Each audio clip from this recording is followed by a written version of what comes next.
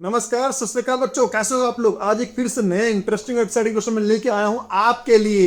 तो अगर आप इस क्वेश्चन को अटेम्प्ट करते हो और सॉल्व करते हो तो बच्चों मैं समझूंगा कि आप आईआईटी जे और नीट के प्रिपरेशन बहुत अच्छे से कर रहे हो। तो ठीक है बच्चों, मैं इस क्वेश्चन को सॉल्व करता हूं। आपको क्या करना है, वीडियो को पॉज करना है और क्वेश्चन को सॉल्व करना है और उसके बाद अपने सॉल्यूशंस को मेरे सॉल्यूशन से मैच करना है। तो लेट्स सी कि क्या है इस क्वेश्चन में। Calculate tension in the string shown in figure. ठीक है भैया, टेंशन अब चूंकि एक ही स्ट्रिंग है ना, जो कि दो पुलिस से घूम के हुए आ रही है, इसलिए यहाँ पे हमें टेंशन टी निकालनी है। तो find the pulley and the string are light and the surfaces are frictionless, जो कि कंडीशन दी होती है कि भैया पुली और जो स्ट्रिंग है मासलेस है और सरफेसेस फ्रिक्शनलेस है और जी की वैल्यू 10 मीटर पर सेकंड स्क्वायर लेनी है। तो हमें क्या करना है बच्चों, सरफेस फ्रिक्शनलेस है ना बच्चों। अगर ये सरफेस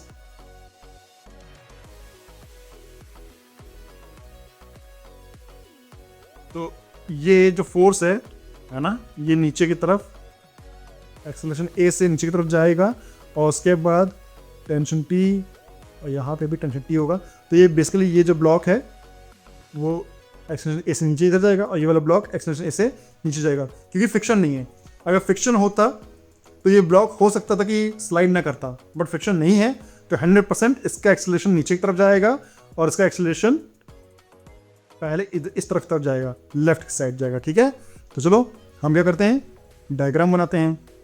तो अगर हम इसका हम मास m लेते हैं और इसका भी मास m है, ठीक है, क्योंकि दोनों का मास 1 kg है, तो मैं m ले लेता हूँ। तो अगर हम डायग्राम बनाते हैं, यहाँ पे बेसिकली FBD बनाते हैं, तो यहाँ पे mg लगेगा और यहाँ पे एक फोर्स टेंशन लगेगा, बस और कोई फोर्स नहीं लग रहा। ठीक है, अब इसका बनाते हैं, यहाँ पे क्या लगेगा, टेंशन T लगेगा और एक नॉर्मल रिएक्शन फोर्स N लगेगा और यहाँ पे mg लगेगा और कोई फोर्स नहीं लग रहा है ना। लेकिन N इक्वल टू mg हो जाएगा इस केस में, क्योंकि हॉरिजॉन्टल डायरेक्शन में ही ये ब्लॉक मूव करेगा, है ना।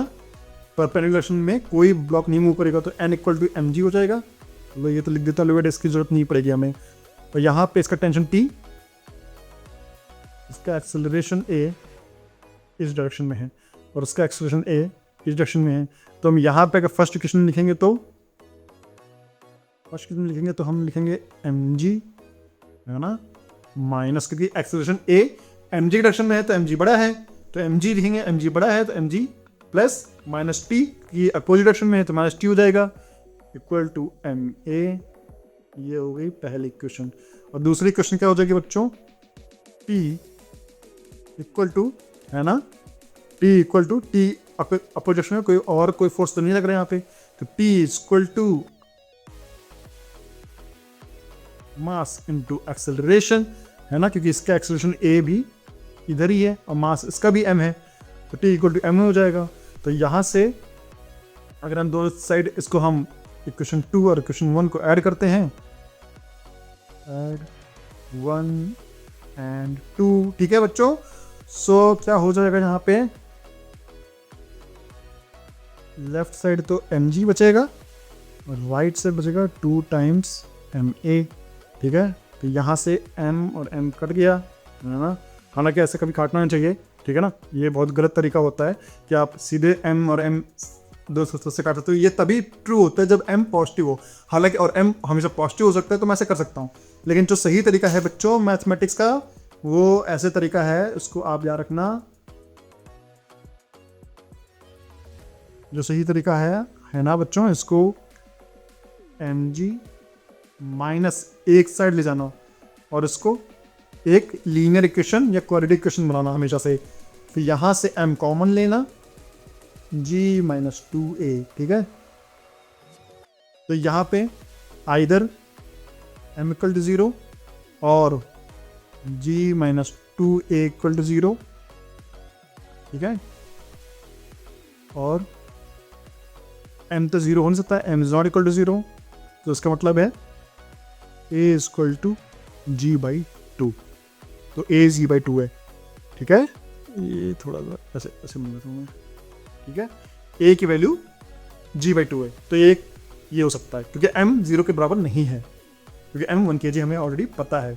तो जिन बच्चों ने एक्सेलेरेशन ए की वैल्यू g/2 निकाल लिया। हालांकि आप एक और चीज़ में बता देता हूँ मैं, हालांकि आप ऐसे ऐसे कर सकते थे, नहीं कलर लेता हूँ मैं, ऐसे ऐसे कर सकते थे और डायरेक्टली ए की वैल्यू g/2 ले सकते थे, बट वो तरीका पता है, लेकिन आपको इस तरीके के कंस्ट्रेंट्स पता है ना बच्चों, कि कब हम इसको कर सकते हैं। अगर m की वैल्यू पॉजिटिव है तभी कर सकते हैं, अगर m की वैल्यू नेगेटिव है तो m कट नहीं कटेगा। ठीक है बच्चों, तो एक ये तरीका हो गया है और एक्सेलरेशन a की वैल्यू g/2 आ गया है। तो जिन बच्चों का एक्सेलरेशन g/2 आया है वो बच्चे बहुत अच्छा कर रहे हैं, वो बच्चे बहुत ही अच्छे से फिजिक्स को समझ रहे हैं। और IIT और नीट तो भैया उनका प्रिपरेशन लेवल लगभग सही चल रहा है, तो और वो निकाल लेंगे, मुझे गारंटी देता हूँ मैं, वो निकाल लेंगे, कोई दिक्कत नहीं आएगी उनको। तो मैं मिलता हूँ आपको एक नए इंटरेस्टिंग एक्साइटिंग क्वेश्चन के साथ अगली वीडियो में, तब तक के लिए